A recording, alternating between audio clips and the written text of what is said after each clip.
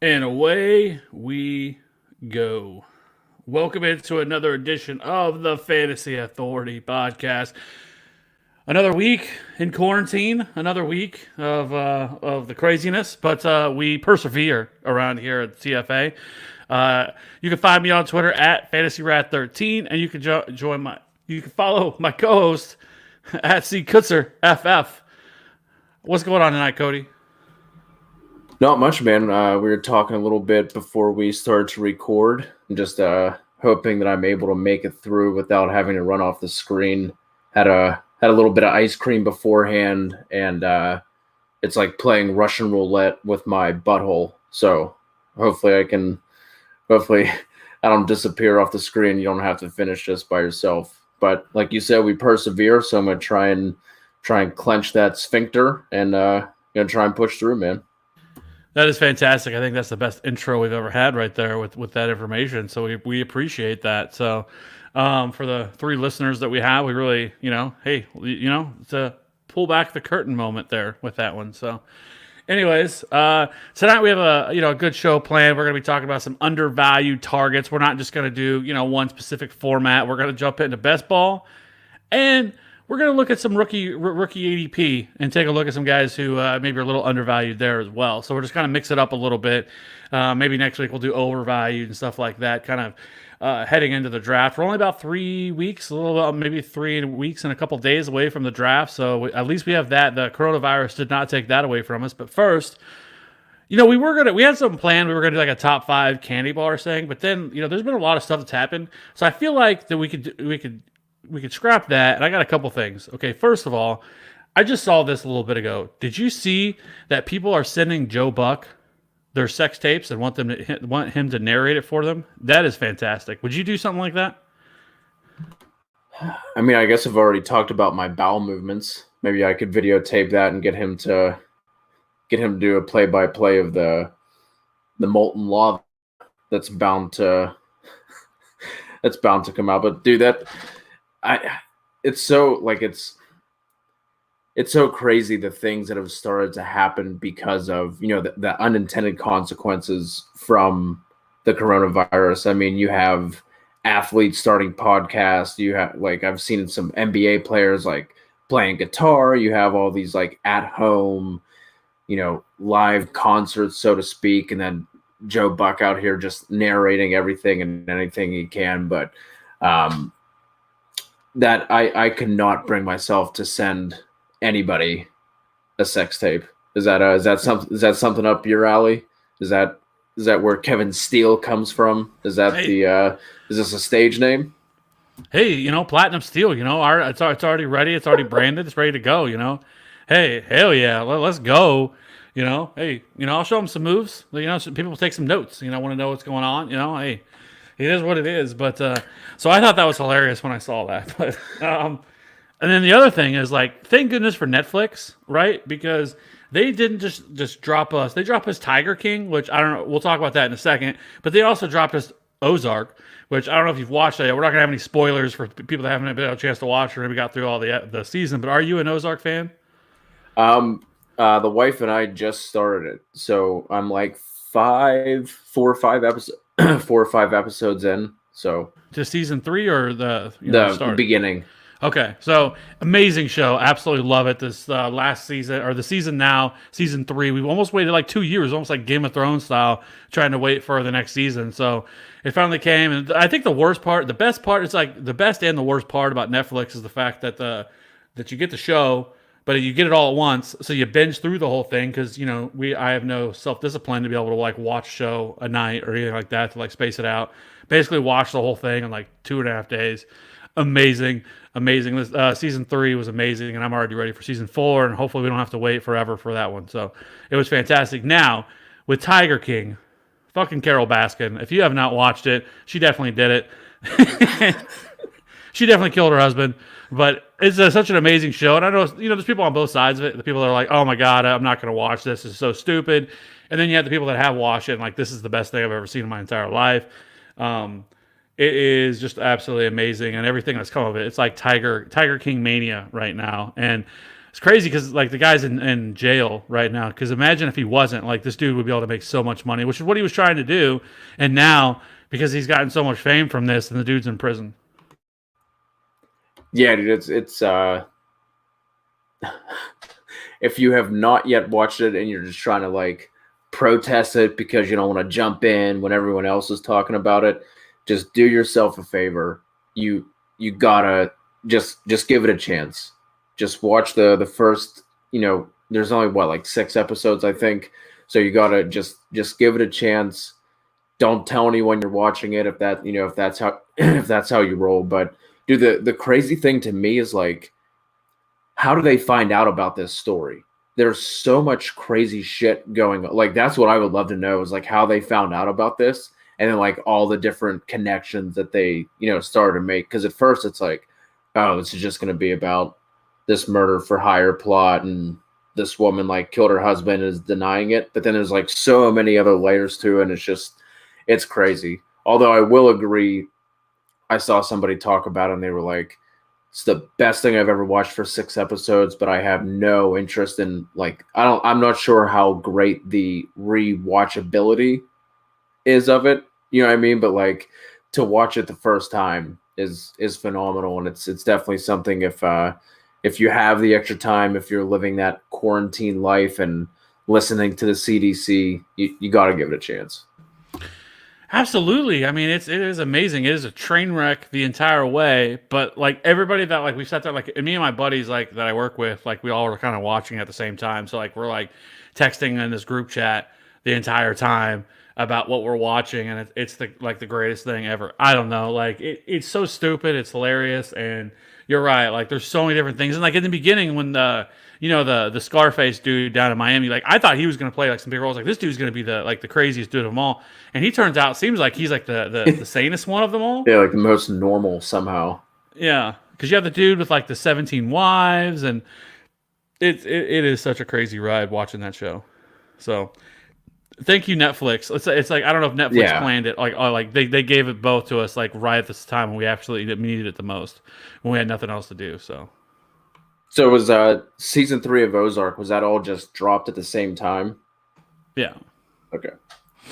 yeah. So if you haven't watched it, like I said, I'm not going to get into it. I don't want anybody to. I don't want to spoil it for anybody. I hate those people that do that. So, but it is definitely worth the watch. I absolutely love that show. It's one of my favorite shows that's out there right now, and the stuff that they do. So, anyways, so yeah. Other than that, I think I just want to say, I just want to talk about those two things. Because those two things are pretty hot right now in terms of entertainment. Because we don't have a whole lot else. There's no sports. We do get the Michael Jordan 10 episode documentary much sooner now.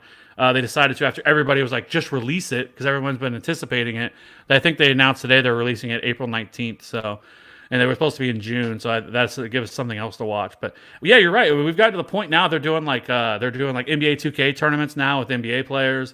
They're going to be actually broadcasting it like on live television. Like it's not like it's going to be like on Twitch or something like that. It's actually going to be like I think CBS or something like that's picking it up.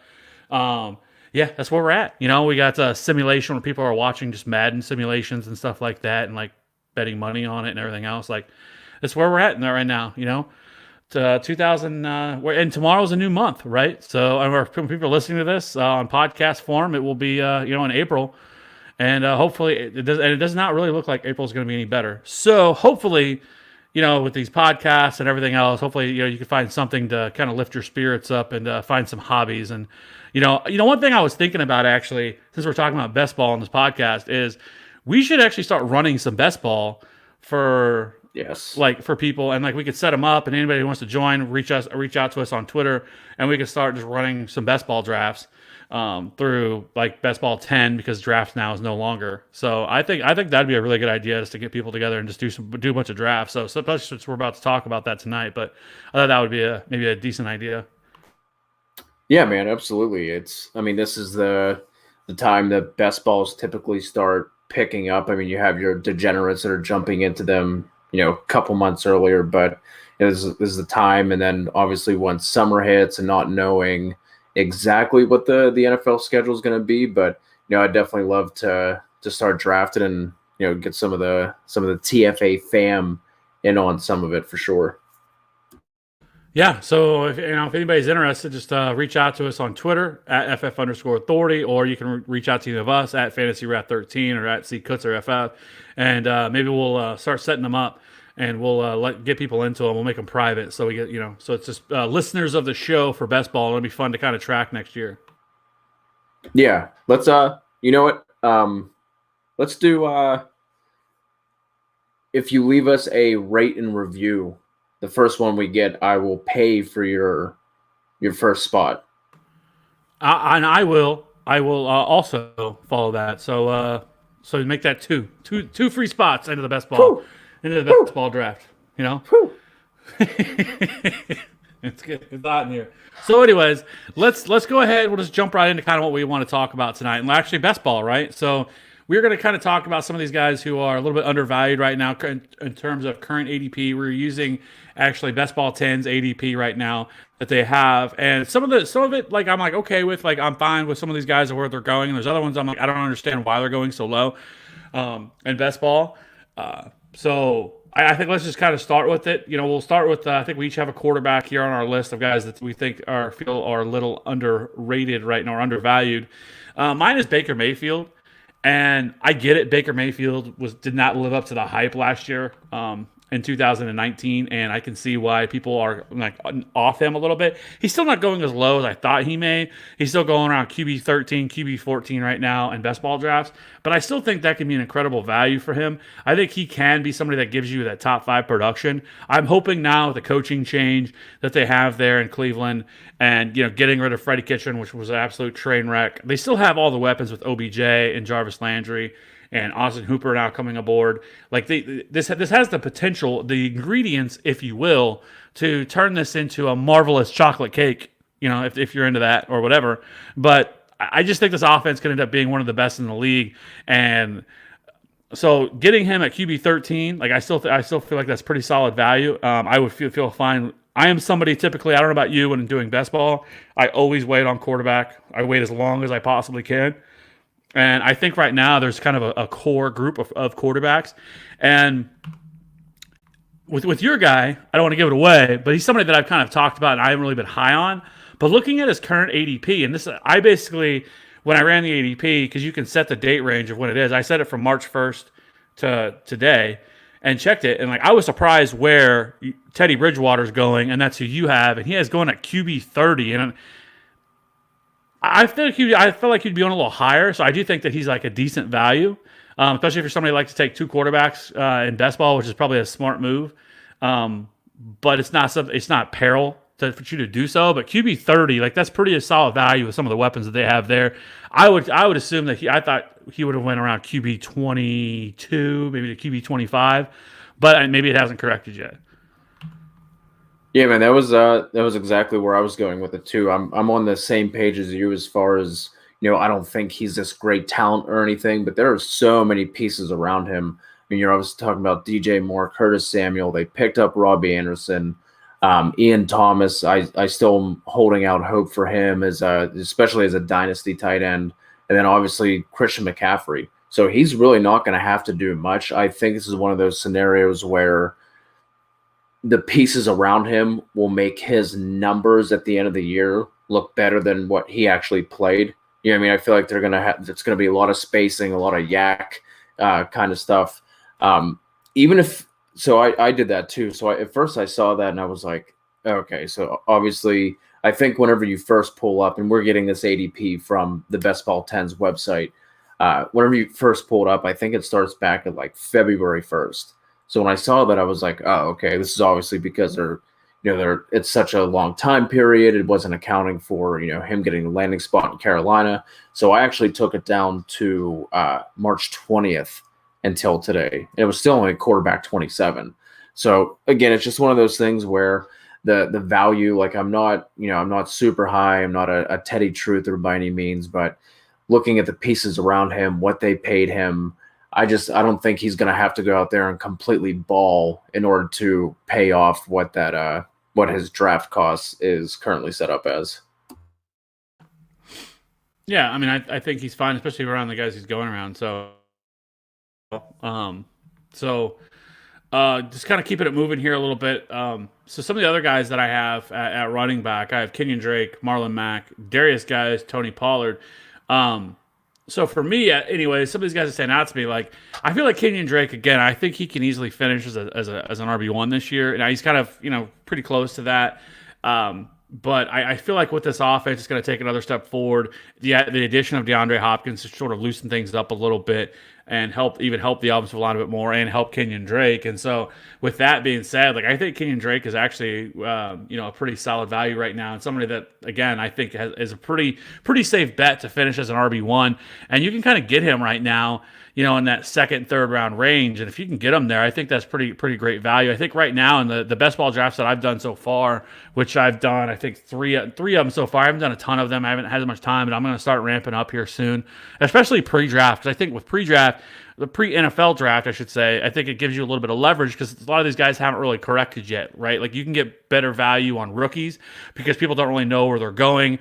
And so that allows you to get a little bit better value. But I have seen some crazy stuff, people talking about like Jonathan Taylor going like RB12, RB13. I think that's a little bit much right now, but not crazy. I mean, we've seen it the last couple of years where these running backs really start to fly up. But a lot of these other players, though, where people aren't as familiar with, maybe the Denzel Mims of the world or Justin Jefferson or guys like that, where people aren't really, especially your typical, fantasy or redraft guys who maybe just want to jump into some best balls because there's nothing else to do right now. I think you can there's some edge right now in drafting early versus waiting until, we get to August where there's so much more information out there and, kind of everything's been put together by that point. So I do like, spending some early rounds at or early best balls and getting in there and getting them done. But for me, like I already mentioned with him, and then Marlon Mack, I think if you look at him, he rushed for almost 1,100 yards last year, 8 touchdowns, and only 14 games. And that offense was not very good. Jacoby Brissett was just, pretty meh quarterback the entire year. And I think with Phillip Rivers, not that I think Phillip Rivers is going to all of a sudden turn back into prime Phillip Rivers, but I do still think it's an upgrade over Jacoby Brissett. And I think if it's boring, I'm not going to say this the entire podcast. I feel like it's easy to say like, oh, if they draft somebody here. So with the thought process of that they're not going to draft anybody that's going to really affect Marlon Mack, I do think that he's still in a great spot. He is somebody that you're not going to get, a ton of receptions from. I think last year only had like 14 receptions or something like that. He's not somebody that's ever really been, which is crazy to me because in college, like he showed that ability to be a pass catcher and electric in space. So I don't know why they've never really given him that opportunity. But right now he's going at RB23. He's barely going as an RB2. And that is, for me, way too low. I think you can make a case for top 15. And so at RB23 right now, I feel like that's an incredible value. And then the other one that I have is, Darius Guys. RB33 is way too low. I do think that he is going to be the lead back. Now, of course, we have the questions of, is he going to stay healthy? Is he going to stay healthy? Is he going to stay healthy? Because he hasn't been able to do it. But I think he has a Dalvin Cook-like upside if he can stay healthy. This dude is an absolute home run hitter. He can absolutely be an RB1, and we saw it in the limited opportunities that he had last year as who this guy can be. And so I think people are starting to write him off and kind of let him go. And like I think even in Dynasty at some level that I think that he could be had at a pretty solid value. And he's somebody that I have a lot of interest in. And if he can stay healthy this year, which again, we can say that about a lot of players, like I said, Dalvin Cook, I kind of had this issue for a couple of years, somebody like Arian Foster, guys like that, who they're always perpetually hurt. But if he can stay healthy, RB33 is an absolute steal. Does it worry you at all with Geis in particular? Just Rivera coming out and saying that he normally would lean on a committee approach. He's already. I mean, they have AP there. They have Bryce from Stanford, obviously, who didn't play much last year because of the injury. I don't think he played at all. Maybe. Then bringing in Peyton Barber. Obviously, none of those names are really going to scare you, but would like. Just knowing that they are bringing in these guys, they are talking up a committee. Obviously, RB33, like that's not going to sink your draft by any means. But does that, again, the price, it doesn't really matter at RB33, so it's not it's not something that, like I said, going to sink your draft. But what do you think as far as the committee approach? Is that anything that, I guess, just in terms of running backs in general? how do you handle that specifically in best balls?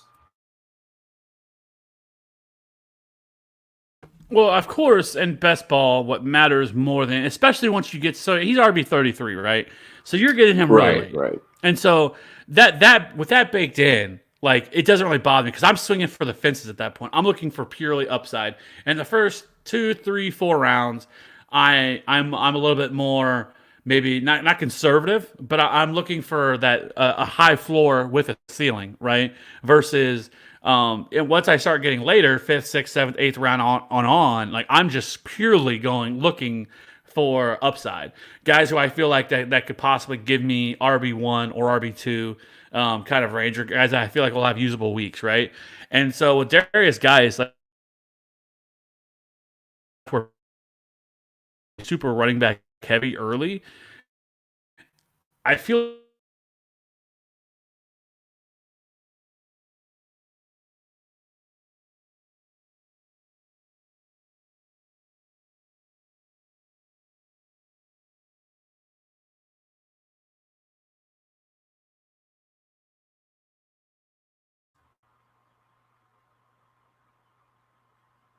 I think we may have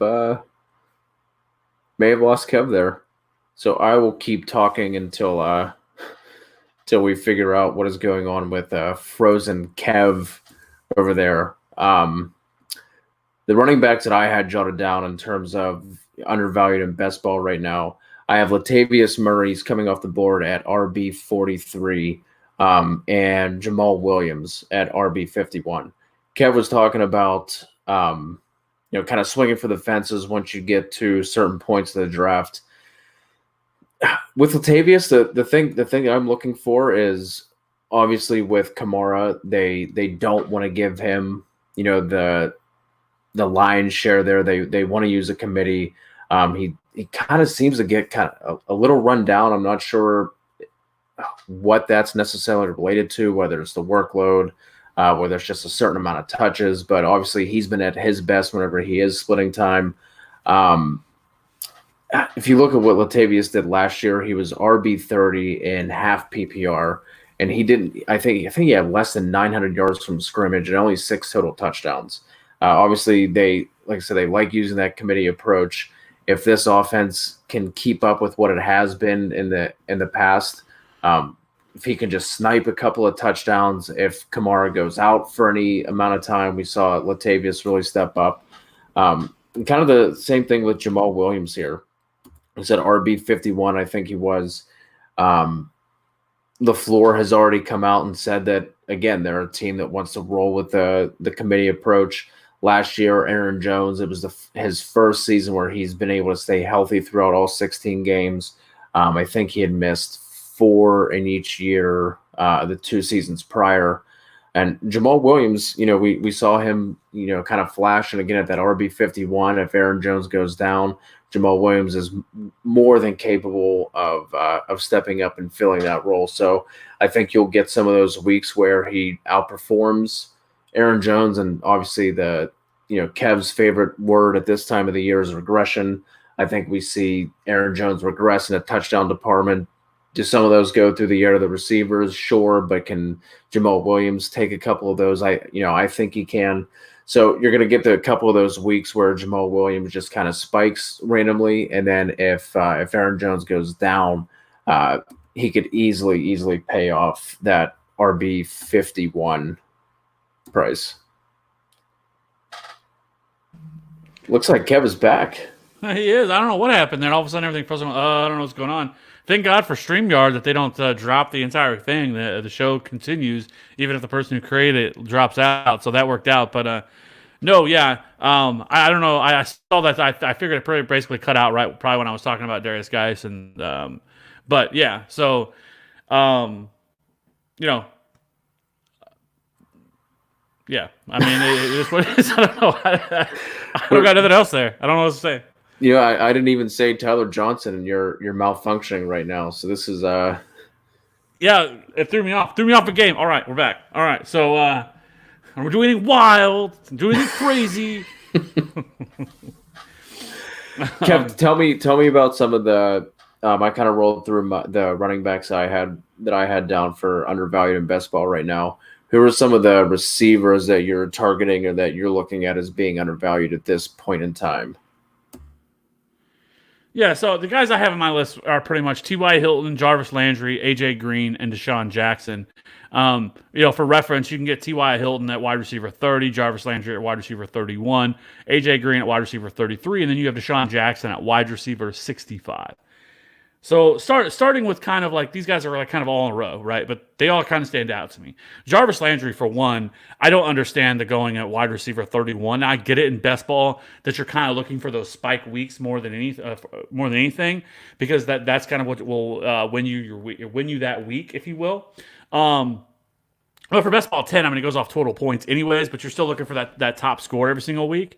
But with Jarvis, like I feel like he's somebody who's gonna give you that solid, 10 to 15 points at least every single week, and can give you, he has that range of potential where he can give you 30 on a given week, depending on how things go. And I mean, he was kind of Baker Mayfield's kind of security blanket last year. So I feel like he should be probably going in the wide receiver 20 to 25 range or something, not wide receiver 31. So that really surprised me. I do know now that Austin Hooper's there. It's another target that they're putting into that offense. But right now, they don't really have a third wide receiver. And so I think the targets can still be concentrated between him and Odell. And so depending on what happens with Odell, I mean, Jarvis Landry could end up eating in this offense. So I think there's a possibility that we could see his targets go up from last year. I mean, last year the Browns were 10th in attempts last year. So I don't know. I just felt like that was incredibly low for Jarvis. And then, T.Y. Hilton is still T.Y. Hilton, and he is kind of that guy that I was just talking about that can definitely give you some boom weeks. And I think Philip Rivers is still good enough to be able to hit him on the deep ball, but he's more of a nuanced route runner anyways that can kind of do everything. He's not just your typical deep threat. That he was hampered by injuries last year, and he is getting older. He's not, he's not necessarily in his prime anymore, but I still think that you can expect some decent production from him. And they don't, again, and if they answer it through the draft, right now they don't. I mean, they spent heavy draft capital on a guy that you like and somebody that I think is a really solid value late in drafts that you just kind of take as a flyer. But right now, in terms of just bankable targets right now, you have T.Y., you have Jack Doyle, and then I guess you could make a case for like Zach Pascal or something like that, but that's about it, right? And so I think T.Y. is going to see a lot of targets here, and I really like it with Philip Rivers in this offense. So I guess maybe I like this offense a little bit, considering I went with Marlon Mack and now T.Y. Hilton. And then the other one is A.J. Green. Now, A.J. Green is a complete unknown right now, because he basically sat out all of last year because of injury. I think some of it had to do with the fact that he didn't like the situation and the way things were playing out there. I feel like maybe he could have came back, and he's like, no, I'm good. I'm just going to sit it this year out. And then they slapped him with the franchise tag. So we don't know how disgruntled he's going to be, and everything else. But if he ends up coming in, and I think he will, I think, if they get Joe Burrow, I like some of the stuff they've done with this offense. I think this offense can be better than what it was last year for sure. The offensive line needs a little bit more upgrading, but I really like some of the stuff that they've done this offseason. So I think A.J. Green kind of steps into that role, again, back into that role of being kind of the guy that they lean on. They do have Tyler Boyd still and John Ross. But I think A.J. Green at wide receiver 33, I think it is a pretty solid value where you're getting him as a late round wide receiver 3. He's going as a wide receiver 3. It's among the wide receivers, but I mean, you're getting him probably 5th, 6th, 7th round, something like that. So I think he can easily beat that. And if he can stay healthy this year, I think he has relatively. I feel like you can feel pretty confident that he's going to give you some solid weeks. And in best ball, I think that's kind of what you're looking for. If you can get 8 to 10 weeks from somebody, a really good production, you're fine with that. And so I think A.J. Green at wide receiver 33 is a pretty solid value as things stand. Yeah, man. I mean, especially if if it is Burrow at 1 there, and he can come in, and we saw Tyler Boyd still be able to produce in a pretty crappy situation. So if AJ Green can stay healthy, I really like that call. Looks like he was going with an overall ADP of 71. So I mean, you're at that point, you're not, you are, like you said, like what you tried to do is kind of you swing for the fences there. So if AJ Green, I still think he's one of the most talented receivers we have in the NFL. So if he's able to stay healthy and put together I don't think at this point we can count on him playing all 16, but if he can even play 13, 14 games like that, I think he could easily pay off that price. There, are you going to say something? No, I was going to say you're right. I mean, you have to go all the way back to 2018, I believe. Yeah, 2000. Excuse me, 2017 was the last time he played full 16 games. So 2018 he only played 9. So yeah, I mean it's certainly a concern, but I think a little bit that's baked into his price. So maybe sitting off a year and everything else will help him out. But I do think that there's nothing that really believes me to believe that he is fallen off all that much. Right. Yeah, you touched on. It kind of seems like this is turning into the Indianapolis Colts are undervalued as a whole show. I talked about Paris Campbell last week for the Dynasty ADP startup show. So if you didn't get a chance to listen to that, I touched on him a little bit. I mean, dude, he's going at wide receiver 72 right now.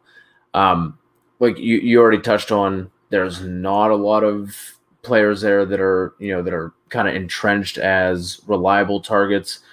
Ebron's gone, so you're basically looking at Hilton, Doyle, Naheem Hines, I guess, since they're reluctant to use Marlon Mack for whatever reason.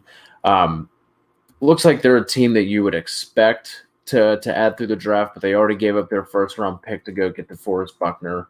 Um, Something that stuck with a lot of people last year that kind of pushed him up a little bit. I think he was rising even going into the draft, but then whenever they had the Colts kind of draft room thing on their website and through YouTube, whenever they landed Paris Campbell, everyone seemed super hyped on him. They were pumped to get him there. So right now the Colts are looking at 34th overall and 44th overall in the second round. So could they go receiver there? I mean, I guess they could, but I mean, I think that could also be a spot. Maybe we see like a Jalen Hurts or something go there as well. And they still have some of the spots in their defense that they also need to address. So again, Campbell going at wide receiver 72. One of the things we heard whenever they got Phillip Rivers to come in is that they were looking for kind of that quick release, quick developing plays. And last year, Hilton played 77% of his snaps. He was lined up outside. I mean, I think he has. You already touched on him being more of a nuanced, detailed route runner. Could he move inside? I think he could, but I think if they can get Paris Campbell operating in space from the slot like that, that could be huge for him. One of the other guys, Christian Kirk, going off as wide receiver 34. We've already talked about him a bunch, so I'm not going to go into too much there, but Kyler Murray, second year, D Hop being there to take away some of the attention. I think it's wheels up for Christian Kirk this year. One that surprised me a little bit, Adam Thielen at wide receiver 25. Diggs is gone. This is another situation where you're looking around, you're kind of like, what else is there? I mean, Kyle Rudolph, I guess, is going to show up and do his best Odell Beckham impersonation and catch, the one-handed touchdowns in the back of the end zone. Irv Smith is another up-and-comer, someone you should be targeting in your dynasty leagues. But if you can get the wide receiver 1 for an offense at 25, he's another guy who's kind of been getting hit with that injury bug. But if he's able to stay healthy, you could end up with he's certainly capable of still giving you wide receiver 1 weeks, and you're getting him wide receiver 2, beginning of wide receiver 3 prices. So Adam Thielen is a guy who I would be targeting at that point as well. Yeah, I don't really understand that one either, to be honest with you, in terms of his, where he's going. Like, it doesn't make any sense. He feels like he should be. I mean, last year he was like borderline wide receiver 1, and I know he was hurt for a lot of last year, and he is getting a little bit older. But you're right. Like, he is going to be a target hog, in Minnesota. So I have no idea about that. He should be going among the probably top 15 at the very minimum. So I don't really understand that one. But in terms of, I want to bring up one, Paris Campbell, and then the other one I didn't talk about, Deshaun Jackson. But Paris Campbell, I feel like that he's somebody that didn't, because he did not produce last year. People are going to push him down to sort of kind of forget about him. Yep. And I think that's a mistake. I mean, he's somebody, if you just going to look at his metrics, right? He ran a 4.31 last year coming out and which is 100th percentile. He has 117.2, 97th percentile speed score, and 135.5, 97th percentile burst score. Super athletic dude, 6 foot 205, right? But he just he wasn't utilized very much last year. Only 24 targets, was hurt on and off again Yep. last year. I think the only like decent game he had all year was like 13 fantasy points week 9, where we went 5 for 53. But he just wasn't ever used. I mean, he only saw 3 deep targets. How do you have somebody with this kind of game-breaking speed not see more targets than that? 3 deep targets. Like it just doesn't make any sense to me at all. And I hope that now this year with Philip Rivers, who has much more of that I don't give a fuck attitude and will just throw it deep, can really utilize some of this speed that they have, because they have speed there, with Ty and Paris Campbell. So hopefully they can kind of open this up a little bit. So I do really like that. And Paris Campbell is the perfect late round guy, because even if he only gives you, because obviously with best ball we don't really care about consistency that much, right? Especially when you get down here. Like if he can give you 3 or 4 usable weeks, you're thrilled with that. Especially at wide receiver 71, he's basically free. Yep. And so you love that. And then the other one, Deshaun Jackson, again, guy who was hurt all last year, but we saw in the very limited opportunity with the Eagles last year what they're able to do with Carson Wentz. So this is a team that doesn't really have a lot of wide receivers either. We're all expecting them to draft a wide receiver early in the draft coming up. But still, I don't think that hurts him all that much. And I think that he can come back this year. And I think wide receiver 65 is way too low for him. And I think that's another incredible value. Again, somebody that if you get at that range, if he gives you 4 or 5 really usable weeks, you're thrilled with it. And I think he can easily beat that. So as long as he can stay healthy, I guess he had like a core muscle injury last year that kind of helped him out and deterred him. There was talk that maybe he could get back for the playoffs or something like that, but that obviously didn't happen. So I like Deshaun Jackson, and I think that he's a perfect best ball target, late in drafts. And I love the Paris Campbell call as well. So let's jump over into the tight ends. We each have one for that as well. For tight ends, I have Blake Jarwin. And so for me, like if you look at Blake Jarwin, like on the surface, there's not a lot that draws into him because he hasn't been given a lot of opportunities because last year Jason Witten was there. But if you look at it just over the last 2 years, Blake Jarwin, as a tight end, he's had 77 targets, 58 receptions, 672 yards, and 6 touchdowns. But the things that really stood out to me were his yards per reception, which is 11.59 over that span, and 8.73 yard per target. That is some territory you see with guys like George Kittle and Travis Kelce and Mark Andrews, like the really elite tight ends, Hunter Henry.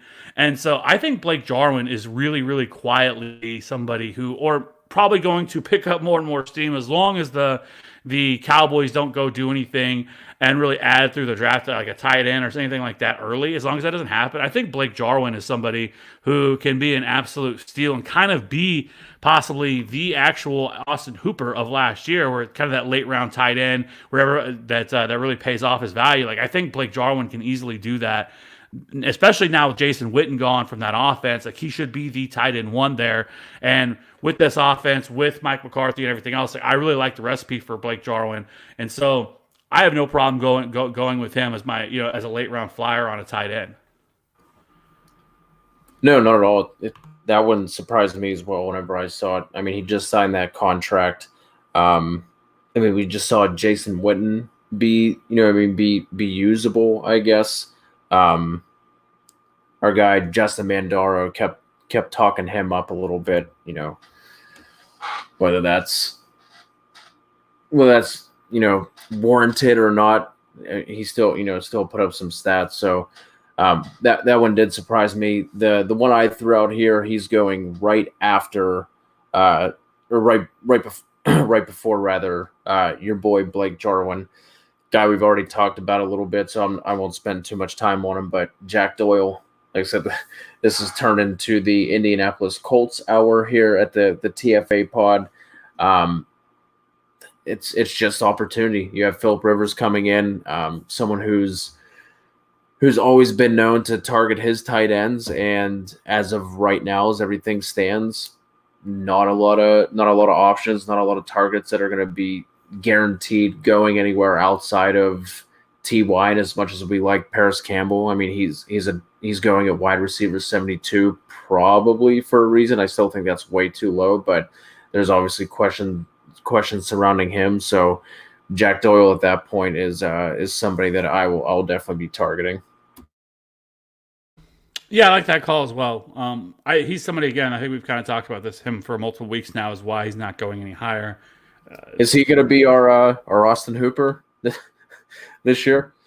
I don't know. I already used that call with Blake Jarwin. So I love me some Blake Jarwin, and I think that Blake Jarwin could really explode this year. And so um, right now, that's kind of where I stand. We'll see how things go. Obviously things progress and things change, but I have no problem with Jack Doyle either. So from those two perspectives, so I think those are pretty much our best ball targets that we have. So I guess just to recap, um, I had Baker Mayfield, Kenyon Drake, Marlon Mack, Darius Geis, Tony Pollard, T.Y. Hilton, Jarvis Landry, A.J. Green, Deshaun Jackson, and Blake Jarwin. And you had Teddy Bridgewater, Latavius Murray, Jamal Williams, Paris Campbell, Thielen, Christian Kirk, and Jack Doyle.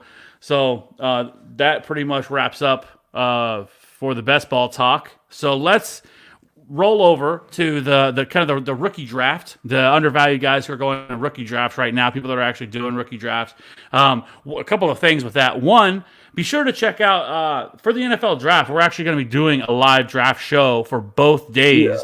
Yeah. For the entire draft. So if we're gonna be on for like 4 hours for each show. We're lining up a ton of guests.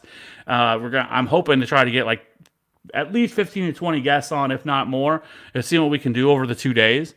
And we're just gonna, break down the draft. We're gonna have a lot of fun with it, drink some beers, and watch the draft. Nobody else has anything else to do, so if you're not able to watch the draft or whatever, you can tune in. It'll be a lot of fun. We're gonna have a lot of guests on, a lot of smart fantasy minds to kind of break down everything that has happened. So I wanted to bring that up, and then as for the rookie drafts that are going on right now, you kind of look at some of these ADPs, and some of them aren't egregious, I wouldn't say, but I think that we can at least have a conversation about a couple of these guys and where they're going, because this is now rookie draft season. But something to mention is that we're not getting any pro days because of everything that's going on. At least for most guys, a couple of guys have been able to get a pro day in, but most of them haven't. None of them are going to be able to. And so we're kind of left. So the guys like J.K. Dobbins, who never got his pro day in, who didn't do anything. Tyler Johnson is another guy that we're not going to know anything about. I think T. Higgins was actually able to get his in, but these guys are really sat out. Like that doesn't really help them any, and we're not really going to know how they test or athletically. So maybe that ends up helping them a little bit as well. But when I was kind of looking at DLF and their rookie draft rankings or rookie draft ADP right now, a couple of guys that kind of stood out to me. First, for me, Jalen Hurts. Like I've talked about this dude a ton. Right now he's going at QB5. Jordan Love is going ahead of him, which I've heard some people talk about the fact that there's a possibility that Jordan Love could go in the top 5, and I'm like blown away by that. And I've seen some people discuss that like some teams may think like he's like the next Patrick Mahomes, and I'm like, get out of town. Like the Patrick Mahomes, like with Jordan Love thing, like I get it with some of his play style and everything else, but he's not Patrick Mahomes. Like Patrick Mahomes, like numbers were still fantastic in college. That's not Jordan Love. Like Jordan Love didn't just wasn't just crushing it each and every week, right? And it's not like he played in some big Power 5 conference, like the SEC or something like that. And like it's just crazy to me that people are using Patrick Mahomes as a comp for Jordan Love. Like I'm not excited about him at all. But now you're starting to hear this stuff, and there's probably some truth to it. I don't understand why Jalen Hurts isn't going higher. We've talked about Jalen Hurts a lot, I feel like, lately. But I absolutely love Jalen Hurts. I think that he can be a terrific, late first, early second round pick in the NFL. And for me, like he's going basically at QB5 in rookie drafts. And now this is for single QB ADP, I should mention that. And he's going 44th overall. And in terms of ADP, but I still think that's too low. Like I feel like that he can be a guy that is somewhat like Lamar Jackson, right? Like I don't think he's a direct comp for Lamar Jackson. I don't think that's fair because he doesn't have his type of athleticism, but he can definitely give you something in that department for as that upside, and that's what we're looking for is that Konami code at quarterback, right? Like we've seen it now with Josh Allen. Like I don't care about how good you think Josh Allen is as a real life NFL quarterback. I don't care.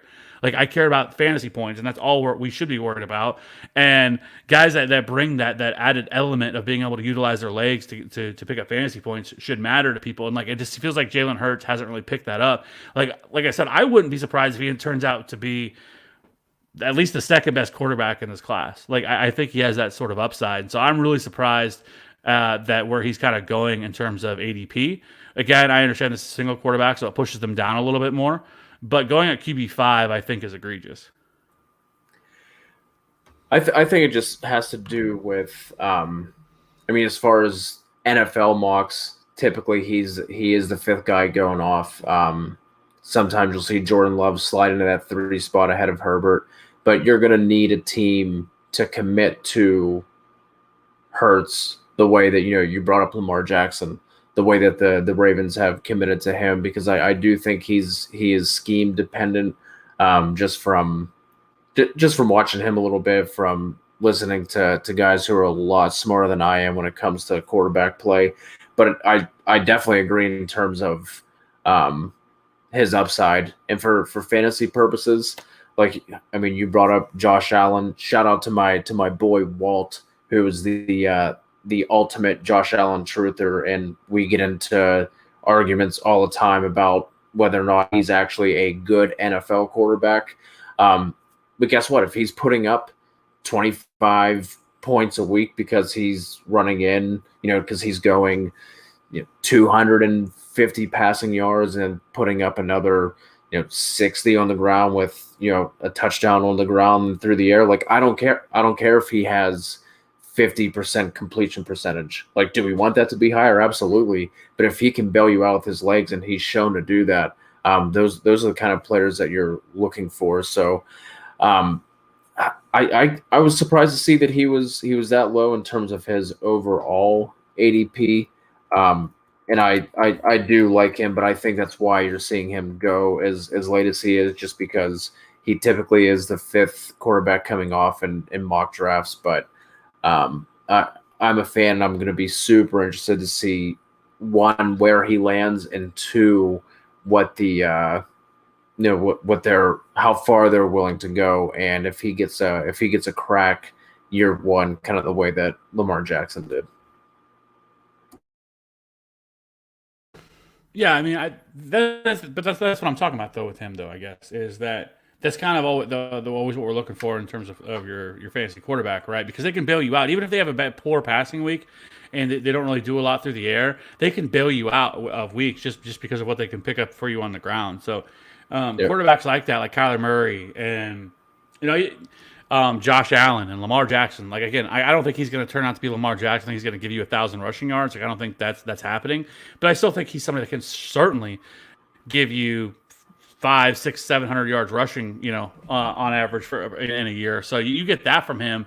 Like it's wheels up, and you put him. And if he lands in an opportunity where a team like New Orleans, for example, who I think I didn't even bring that up, but Sean Payton today said that this is Drew Brees' last season. He's retiring after this year. I did not see that. Yes. So Sean Payton did say that today. So this is Didn't he sign a 2-year deal though? Yeah, but I don't know if that's. I mean, who knows? All up front.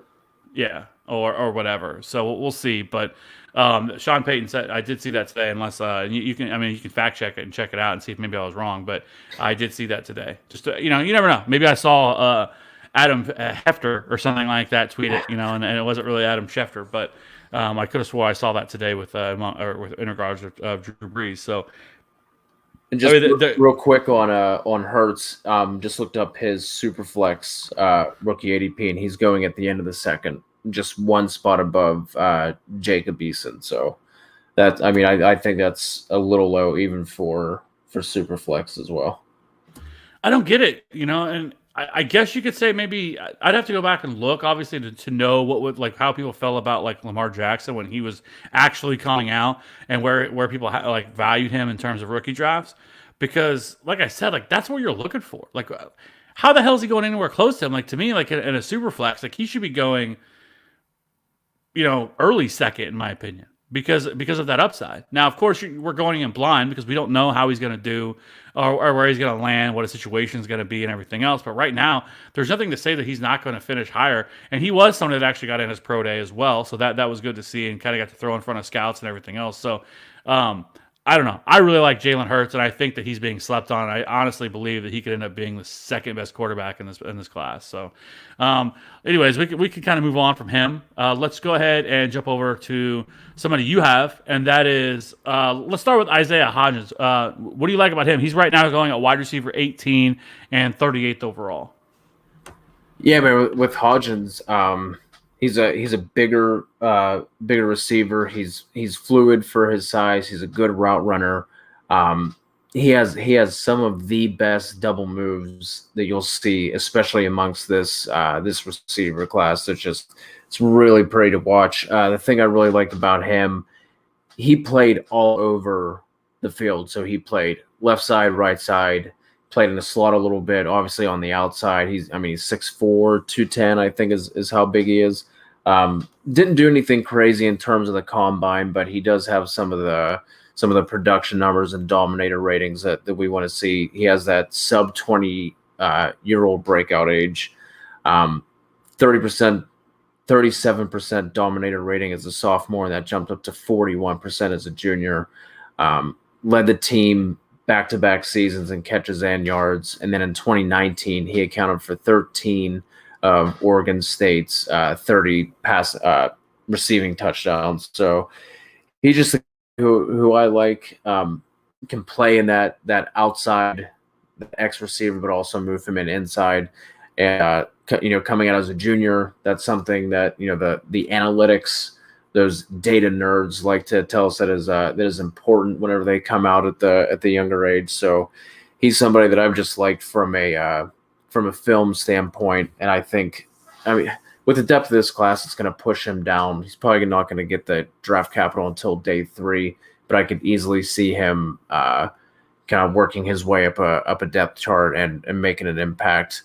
Maybe not necessarily his rookie year, but he's somebody who you're not going to have to spend that high capital on, and you'll be able to see him develop. And I think year 2 is whenever we see him make his impact in the NFL.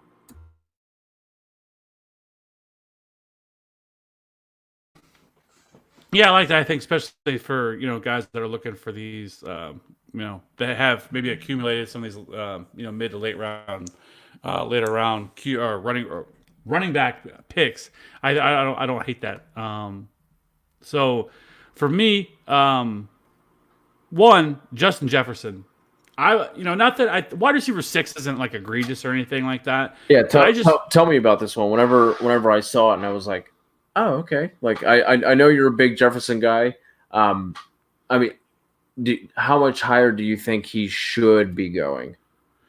I think with everything that we know now with his pre-combine, some of the biggest concerns with him was he just going to be like a big slot, right? And was he going to be utilized in that role in the NFL?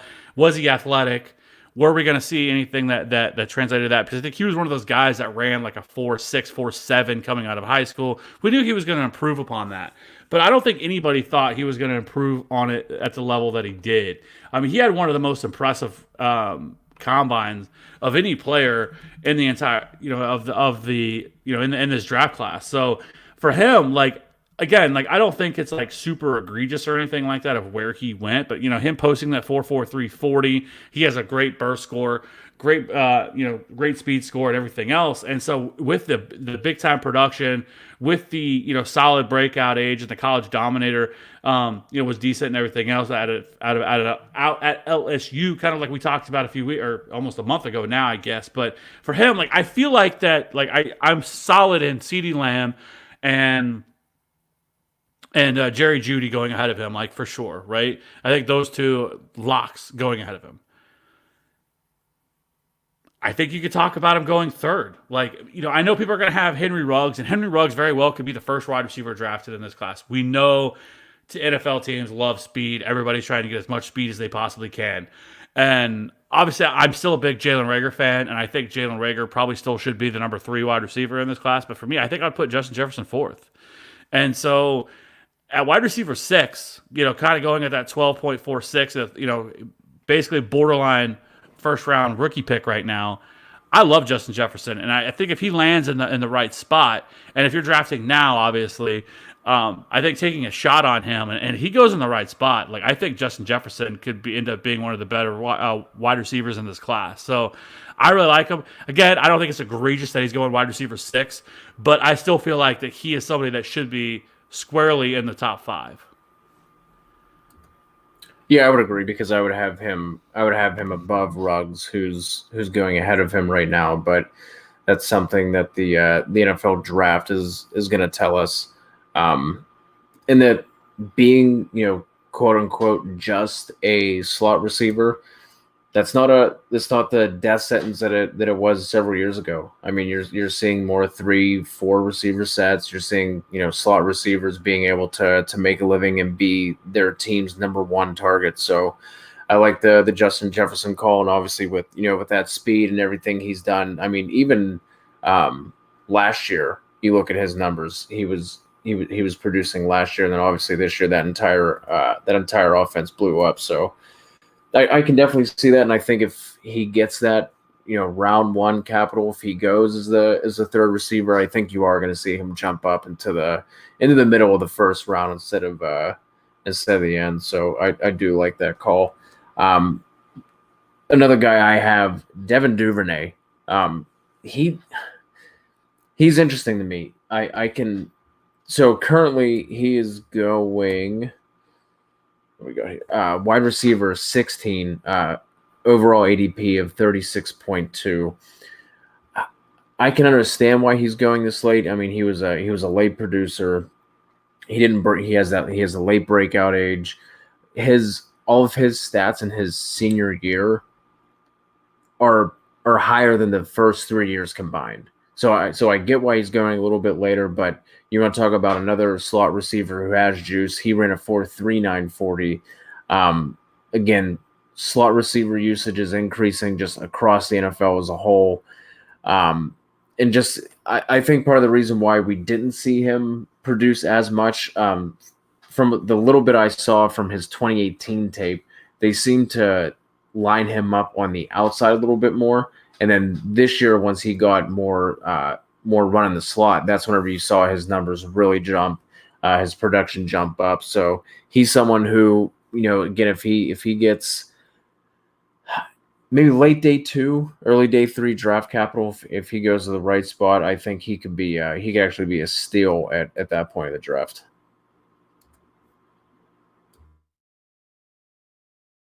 Yeah, I think this class among wide receivers is loaded. Right? I don't know if it's 2014 good, the Mike Evans, Odell Beckham draft, but I, I'm really interested to see where a lot of these guys land because I think we could end up seeing a really solid amount of these guys going within the Yeah. first 3 rounds. And I think you've seen it a little bit impact free agency, right?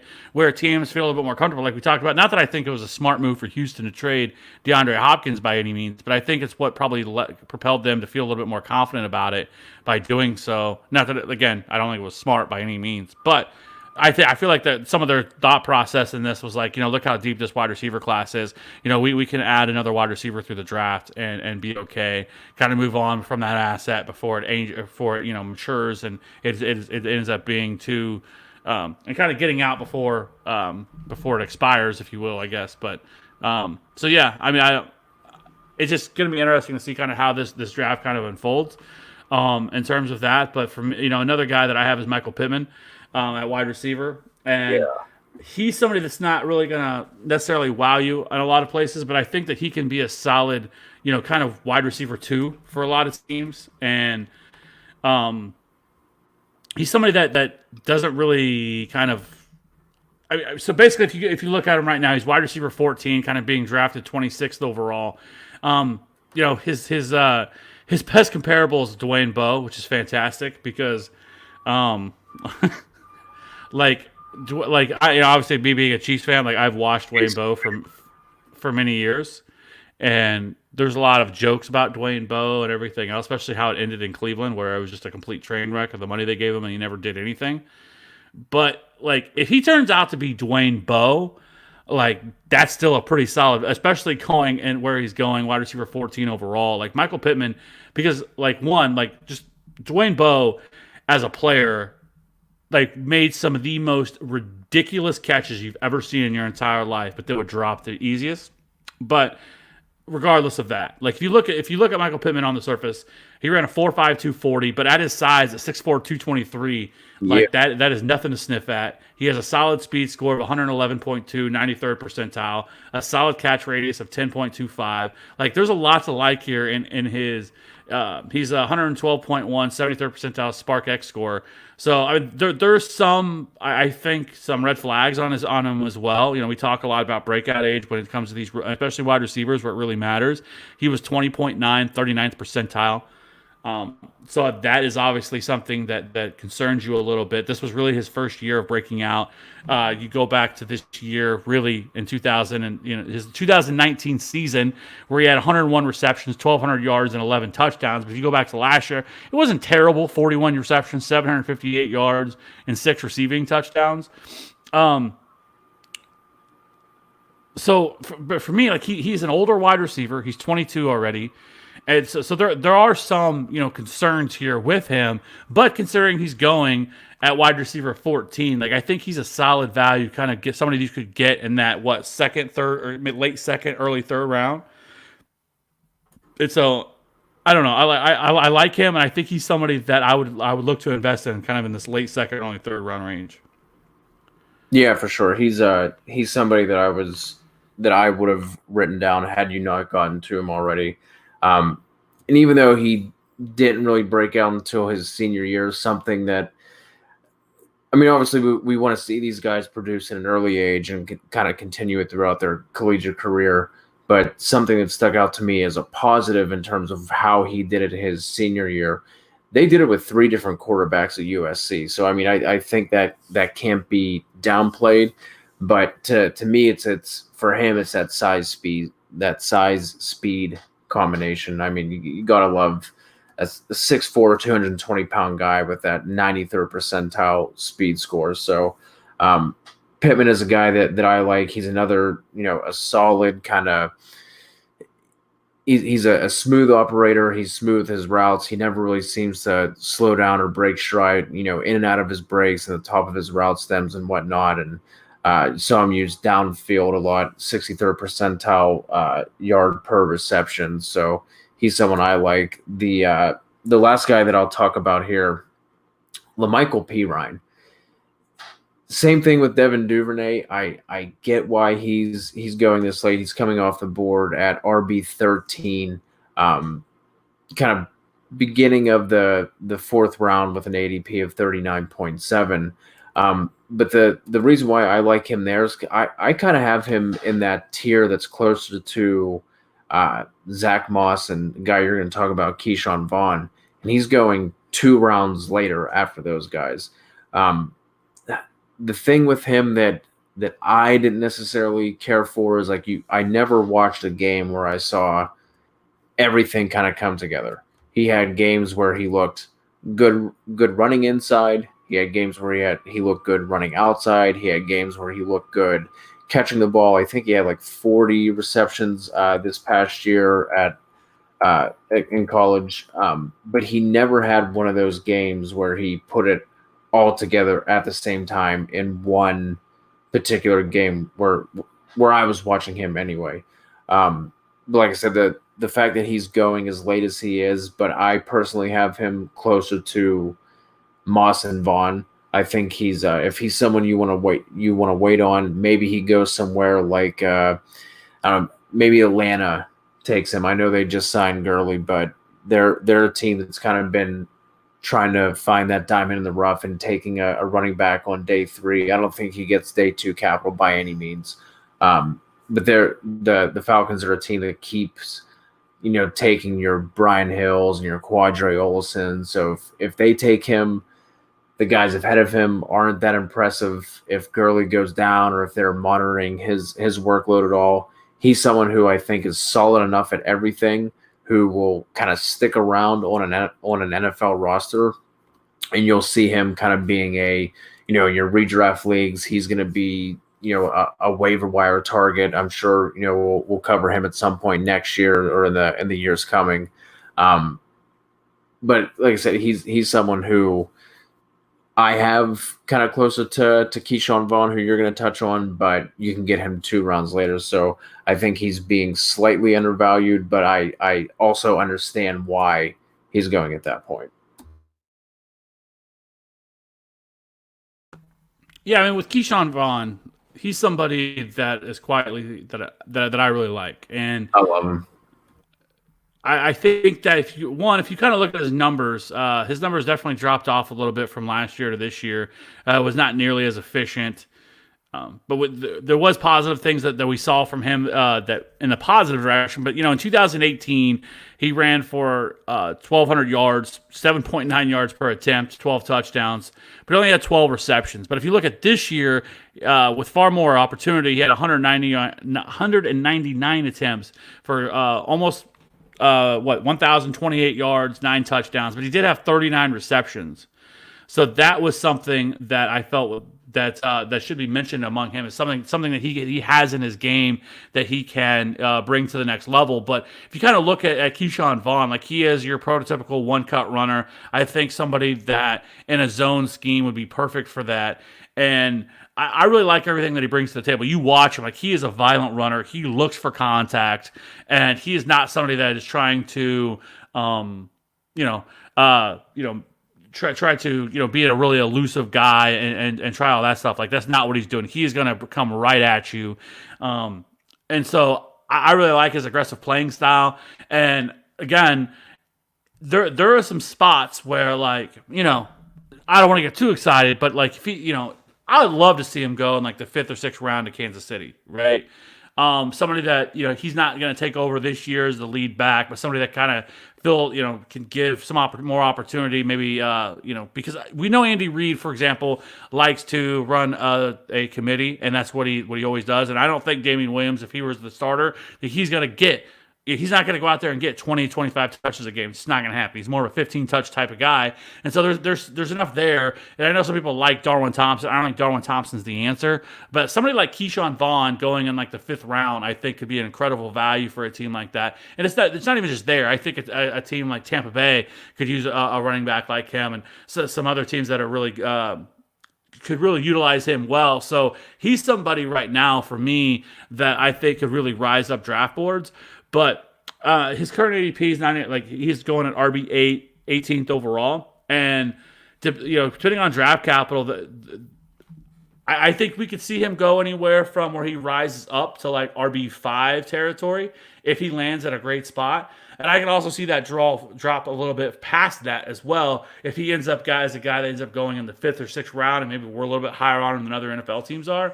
But right now, like I think he's somebody that I would want to take some dart throws on because I really like his talent and I really like his upside. Yeah, for sure. He's somebody that I like a lot. To me, he's my clear cut 6 behind the top 5 running backs that have kind of been talked about ad nauseum at this point. But you're right. If he gets that, I mean, I could see a team falling in love with him. Maybe he goes late day 2. You know what I mean? Like late round 3 somewhere. Maybe he goes early round 4. I could see a team, because of his physical nature. He also has, decent athleticism to him as well.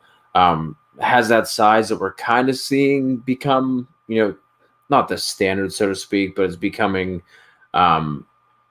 a little more the norm at that 5'10", 214 kind of range. We're not really seeing the 5'11", 220-pound guys coming out as much anymore. But he ran a 4.51 at that size, and he's a guy who you see that the athleticism he showed at the combine, and that speed that also shows up on tape. He has a nice burst.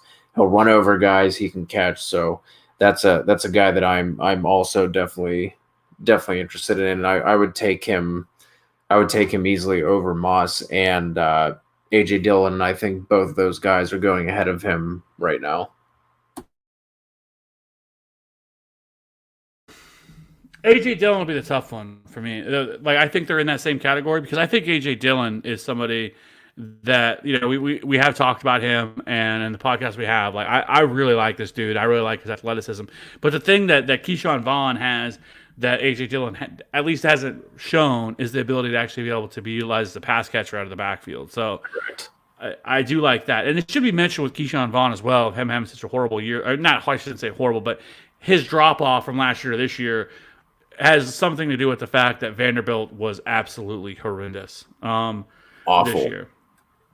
Yeah, so that is something that should be taken in consideration. They played in the SEC, it's so and they were awful, except for they beat Missouri. So but hey, who didn't beat Missouri this year, right? It is what it is. But so yeah, I think this is pretty much our list of guys we have right now. We're going to continue to keep talking about a lot of these guys moving forward.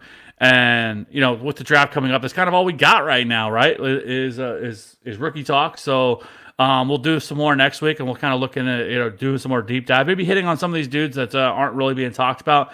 I knew we could come in here and we could talk about the Jonathan Taylors and the Cam Akers and the Jerry Jeudy's and the CD Lambs, which you can find a lot of those guys already on our YouTube or on our podcast that we've done in the previous. We have individual game breakdowns on YouTube or individual player breakdowns of like Henry Ruggs and Brian Edwards and CeeDee Lamb and Jerry Jeudy and all those guys. You can find all that on our YouTube, where we had Jesse Reeves on, which it was a really great show. We kind of broke all those up individually and put some video behind it. And so you can find all that on our YouTube, or you can go back on, if you're listening on podcast, and you can go back and check out all of our stuff that we've done. So we have a lot of more stuff we're going to bring out as well. And like I said, the live draft shows are going to be absolutely amazing. It's so much fun. We're going to bring on a ton of guests. And since we have nothing else better to do, right? Like to sit around, drink some beers, like we're at a bar together watching it, except for we can't be in a bar because we social distancing and all this stuff that we have going on. But hey, you can come in, tune in, watch it live on the podcast. It's going to be fun times. Maybe we'll do some giveaways and stuff like that. See what we can do for it. But it'll be a lot of fun. I'm really looking forward to that. Yeah, man, for sure. We already have some guests lined up and confirmed, and looking forward to chopping it up with the guys that we do have. And I know we're going to be adding to that guest list, and we're going to be practicing our social distancing as we sit on our couch. Dude, I'm super interested to see like the TV production of how this draft is going to look. It's going to be really weird. I don't care that how it's going to necessarily look. I'm just happy that we have it, but I do think it's going to be super interesting to like. I mean, are they going to have? Is this all going to be like Skype kind of stuff, or are we going to see some like grainy video with I'm trying to think of like Art Rooney trying to figure out how to use like Skype and what I mean, like FaceTime and all this shit. So it's going to be super interesting. But hey, like you said, not going to be able to go anywhere. It sucks for all the people that were lined up to go to Vegas. I knew I think Jesse Reeves was going out. There obviously a bunch of other guys too. So I mean that it sucks for them that they aren't going to be able to do that, because I'm sure that just would have been a absolutely wild time. But now you get to kick it with us. So we will be here to help you guys through all of this. Yeah, it should be a lot of fun. So I'm really looking forward to it. We did it a few years ago. I think it was 2017 was the last time we did it, and it was an absolute blast. And we just joked around, had a lot of fun, bullshitted the whole time. There was some good content in there as well of breaking it down. I think we actually had a funeral for Jeremy Hill because that was the year they drafted Joe Mixon. So that was fun, and everything else, put that to bed. So, anyways, like we mentioned, also, if you're a best ball player and you want to jump into some best ball drafts with us, we're giving away 2 spots, right? So hit us up on Twitter at FantasyRad13 or at CKutzerFF, and we can get you in there for that. Or you can reach out to us through email at thefantasyauthority1@gmail.com. Or we have the free Slack that's absolutely free. We have the channel set up for DFS, which isn't a thing right now, but Dynasty redraft. Place to talk. If you want to talk about some football, talk about NFL, talk about anything really. We can do that. So get some more people in there. But like I said, reach out to us. We'll get you in that stuff. So I really appreciate everybody. Like I said, our subscribers have gone up a lot lately, and our listens have gone up, especially in the off season where we were typically a redraft pod in years past. We're trying to kind of branch out and do more. Where Cody's more of the dynasty guy, and I'm more of DFS dynasty or DFS redraft guy. So it's kind of bringing it together. But I really like the fact of the numbers and everything else that everyone's listening. We really appreciate it. We do this for you guys. So if there's anything else, if there's a topic that you guys want to hear about, you have a question about our upcoming rookie draft or a best ball draft or anything strategy wise, always reach out to us. We have no problem with answering. I answer people all the time questions on Twitter. And so I have no problem with doing that. We're here to help you guys. And so, one other thing too, that I actually had this idea is like maybe bringing on some listeners of the show to our live draft show and bringing them on and letting them just hang out and we talk football and everything else, kind of something a little, giving back somebody. If anybody's ever wanted to be on a podcast or on a show, I felt like that was kind of a cool thing too. So maybe we'll talk about that and do it next. I thought that was kind of a cool idea. Yeah, absolutely, man. There's a lot of people that we have jumping into the Slack channel that are regular, I guess, contributors in the Slack community. So that'd be a lot of fun if like General Zod, if we can get some of those guys on that are always talking in the chat. If we can if we can get any of the TFA fam who've been supporting us and reading the articles and like you were mentioning with the downloads and listens and things like that. So I really like that idea. So along with the rate and review, if you want to do that and get a free shot at a best ball with us, hit us up about that too. That'd be a lot of fun to get to talk to some of these guys and get some FaceTime, put a face with some of these avatars. No, yeah, I think that'd be a lot of fun. So we'll figure that out too. We'll put out more on that. So again, until next week, I really appreciate everybody checking it out. Podcast pretty much everywhere. I mean, if there's a podcast place for it, we're there. I mean, we're on iHeartRadio now. We're on Stitcher. We're on TuneIn. We're on CastBox. We're on Podcast Addict, Apple Podcast, Stitcher. We're on it all, Podbean. So there's no excuse. You can find us, subscribe, leave a rate, leave a review if you'd like. If you feel like there's something we need to work on, let us know. But also reach out to us. Email the show at the fantasy or at I get a little excited. I get a little excited about all this. So this is what happens. Email the show, thefantasyauthority1@gmail.com, and tell us anything that you want. If you got a problem, you got a question, anything you think we can change, work on, improve, we want to hear about it. The show's for you guys, TFA fam. Until next week, we out.